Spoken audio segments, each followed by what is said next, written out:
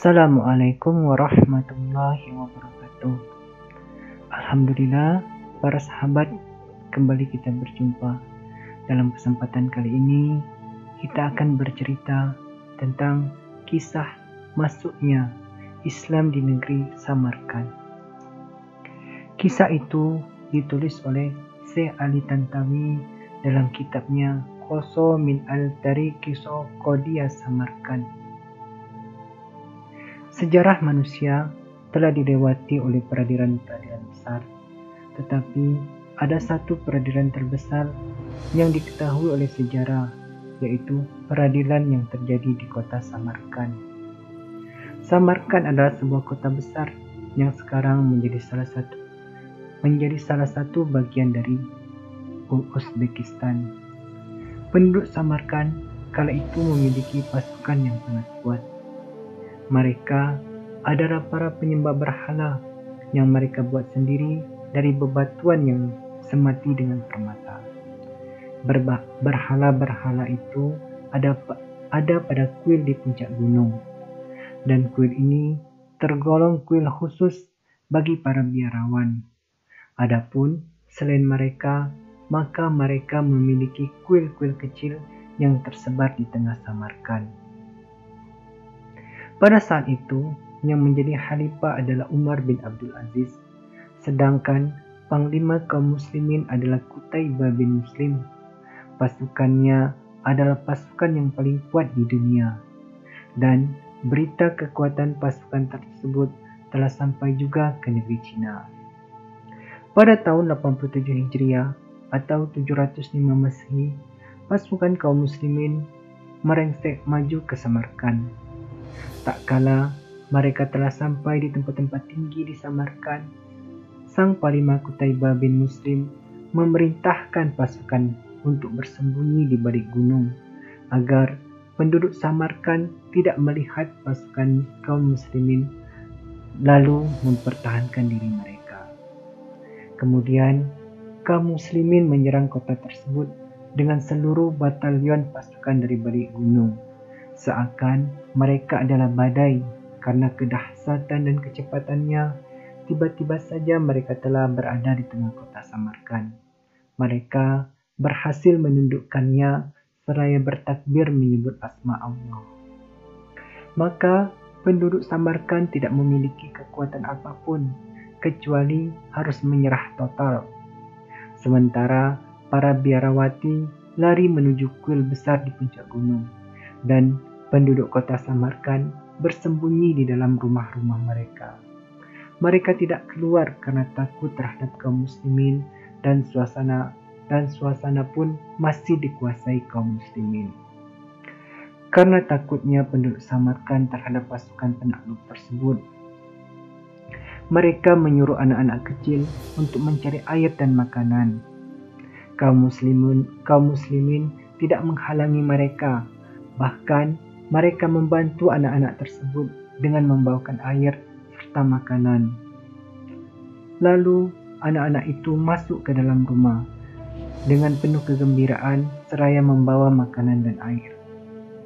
Mulailah ketentraman dan ketenangan masuk ke dalam hati penduduk kota. Tidak beberapa lama setelah itu, penduduk Samarkand kembali kepada tempat-tempat niaga, pertanian, dan tempat usaha mereka. Keberadaan semua itu kembali seperti semula, tidak berkurang sedikit pun. Kemudian mulailah kehidupan normal berjalan antara kaum muslimin dan penduduk Samarkand dengan perniagaan. Mereka mendapati bahwa kaum muslimin adalah orang-orang yang terpercaya dalam niaga, tidak berdusta, tidak menipu, dan tidak berbuat zalim. Kekaguman itu semakin bertambah dengan adanya perselisihan antara dua orang, satu dari penduduk Samarkand dan yang lain dari kaum muslimin. Ketika keduanya pergi ke Qadi, maka Qadi memenangkan kasus untuk orang Samarkand. Lalu sampailah berita tersebut ke para rahib yang lari dan bersembunyi di kuil. Lalu mereka berkata, jika Qadi mereka adil, maka pastilah khalifah mereka itu juga adil. Maka mereka mengutus salah seorang dari mereka untuk pergi menghadap Khalifah kaum muslimin Umar bin Abdul Aziz, lalu mengabarkan kepada beliau tentang apa yang terjadi terhadap mereka karena pasukan kaum muslimin. Lalu pergilah utusan mereka, seorang pemuda, hingga sampai di Damaskus. Dengan dada penuh rasa ketakutan, saat dia melihat sebuah istana besar, dia berkata dalam hatinya, sesungguhnya ini adalah istana pemimpin mereka. Akan tetapi, saat dia melihat manusia masuk dan keluar tanpa penghalang dan pengawasan, dia terdorong untuk masuk, lalu dia pun masuk. Sementara dia tidak tahu bahwa tengah memasuki Masjid Umawi yang disemati batu-batu mulia dan hiasan-hiasan keislaman dan tempat-tempat azan yang menjulang. Kemudian dia mendapati manusia rukuk dan sujud.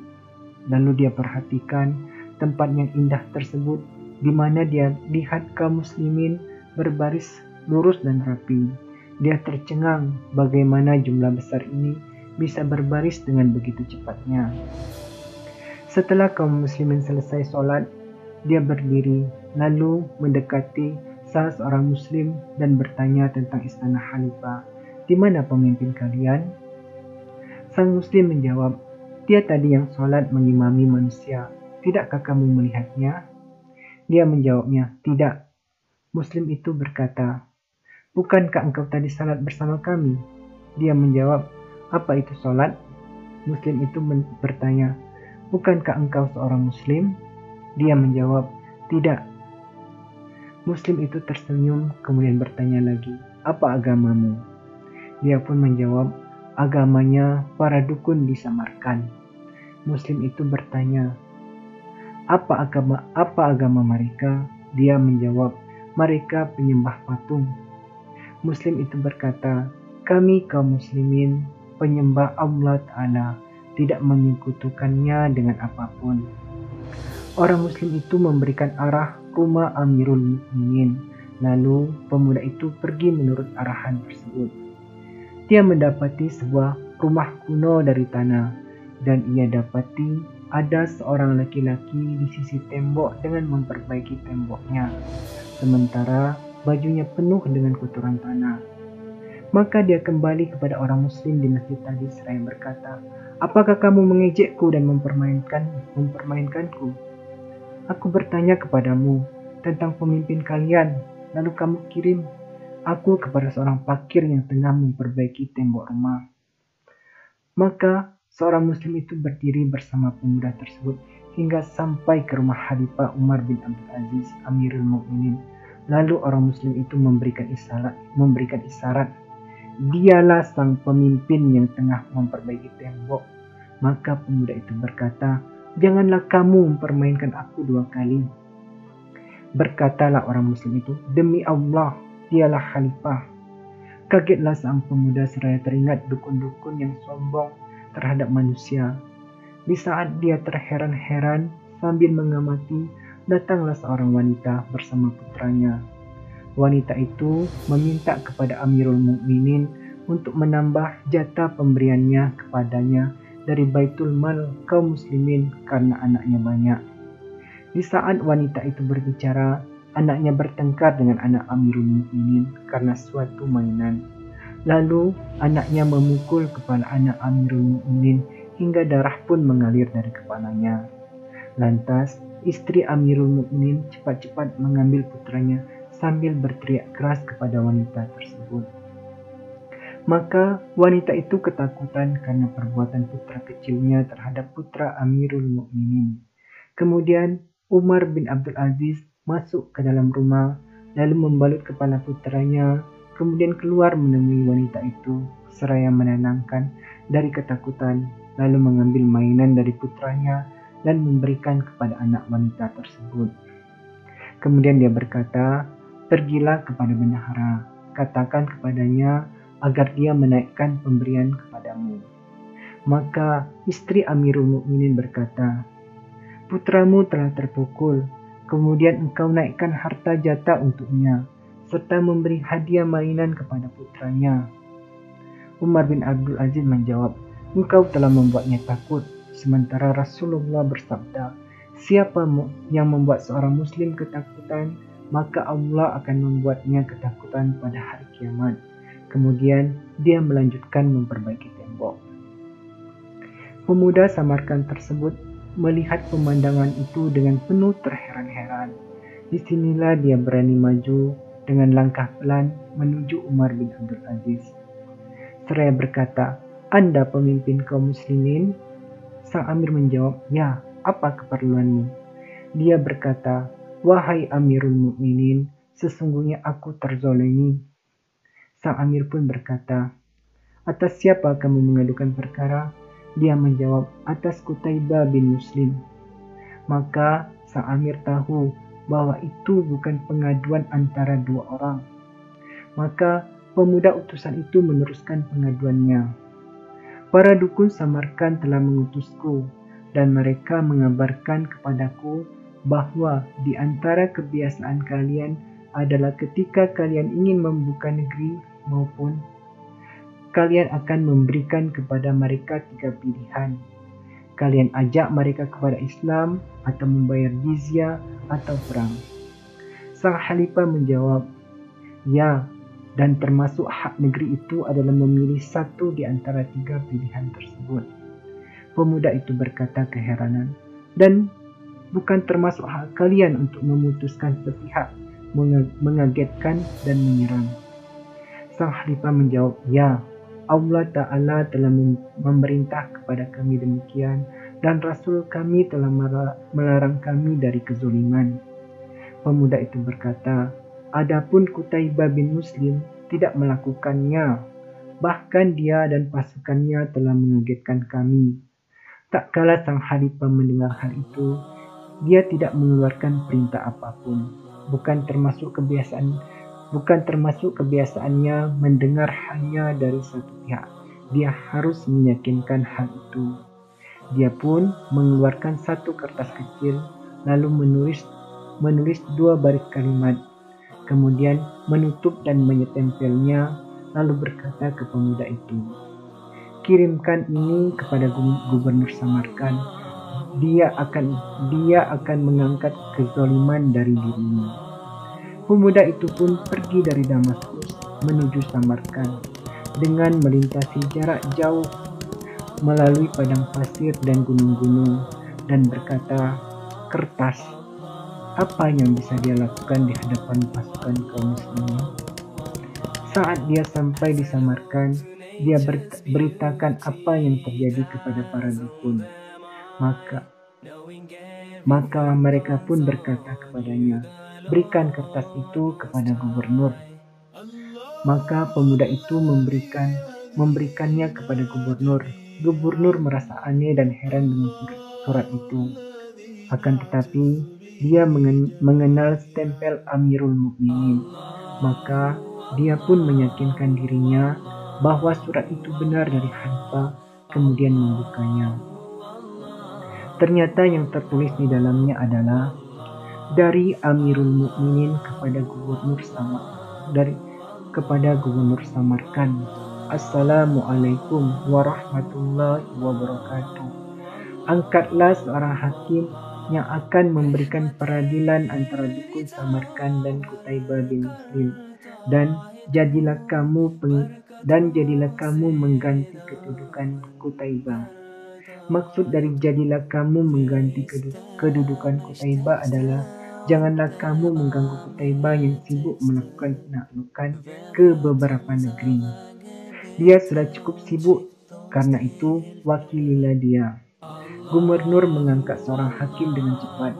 Akan tetapi, sang hakim bersikeras untuk menghadirkan Qutaibah karena perhatiannya terhadap keadilan serta kekhawatirannya bahwa ada perkara yang samar antara gubernur yang tidak mengetahuinya kecuali Qutaibah. Maka dia menentukan janji hingga Qutaibah bisa hadir. Kala itu, Panglima Qutaibah bin Muslim telah menyelesaikan perjalanannya dan telah dekat dengan Cina untuk menaklukkannya. Kemudian datanglah perintah hakim maka dia pun kembali setelah menempuh perjalanan panjang.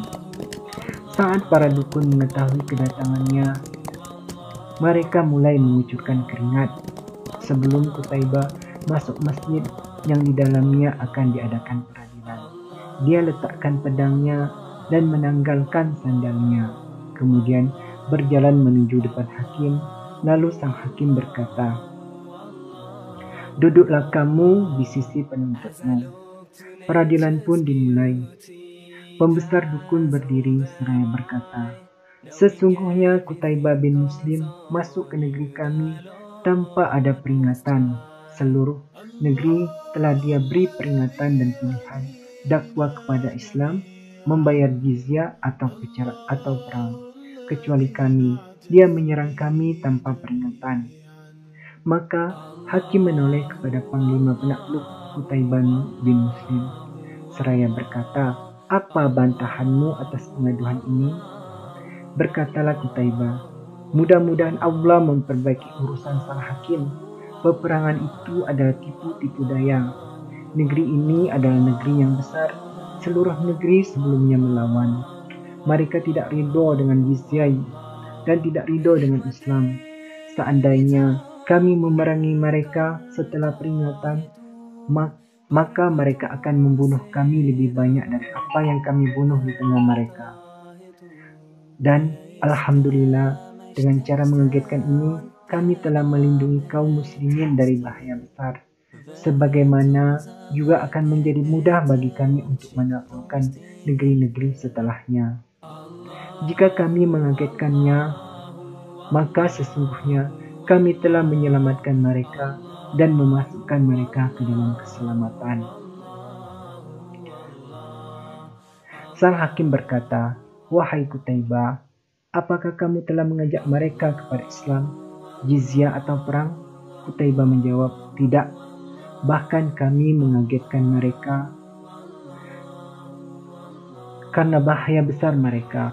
Berkatalah hakim, Wahai Qutaibah, aku telah memutuskan dan atasnya peradilan selesai. Wahai Qutaibah, tidaklah Allah Ta'ala menolong umat ini kecuali dengan agama. Menjauhilah pengkhianatan dan menegakkan keadilan. Demi Allah, tidaklah kita keluar dari rumah-rumah kecuali karena berjihad di jalan Allah. Kita tidak keluar untuk menguasai bumi dan menipu negeri, kemudian berjaya di dalamnya tanpa hak. Kemudian sang hakim memutuskan perkara. Aku memutuskan agar seluruh pasukan kaum muslimin keluar dari negeri ini dan mengembalikannya kepada penduduknya, serta memberikan mereka kesempatan untuk bersiap-siap perang.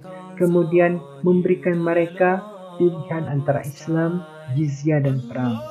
Jika mereka memilih perang, maka perang, dan hendaknya seluruh kaum muslimin semuanya keluar dari Samarkand dengan berjalan kaki sebagaimana mereka memasukinya, dan menyerahkan kota ini kepada penduduknya.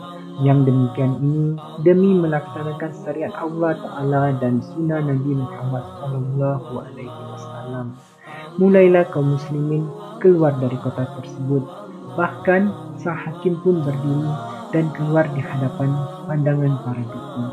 Para dukun tidak mempercayai perkara tersebut dan mereka seakan-akan tengah berada dalam mimpi. Para penduduk Samarkand melihat kaum muslimin keluar dari kota hingga kota pun sunyi dari kaum muslimin semuanya. Maka pemuda utusan para dukun itu berkata, "Demi Allah, agama mereka benar-benar agama yang hak. Aku bersaksi bahwa tidak ada sesembahan selain Allah dan Muhammad itu adalah utusan Allah." Tidak lama setelah itu, para dukun pun membaca kalimat syahadat. Kemudian seluruh penduduk Samarkand pun masuk Islam dan meminta kepada kaum muslimin untuk kembali ke kota seraya mengatakan, "Kalian adalah saudara-saudara kami." Itulah kisah peradilan terbesar yang diketahui oleh sejarah masa lalu dan masa sekarang. Itu adalah satu lembar dari sekian banyak lembaran sejarah keislaman kita yang membuktikan keadilan Islam itu adalah segala situasi, baik terhadap sesama muslim maupun kepada selain Muslim. Itu adalah gambaran dari banyak gambaran keadilan Islam yang hilang dan dihilangkan dari kemanusiaan. Jika ini adalah perlakuan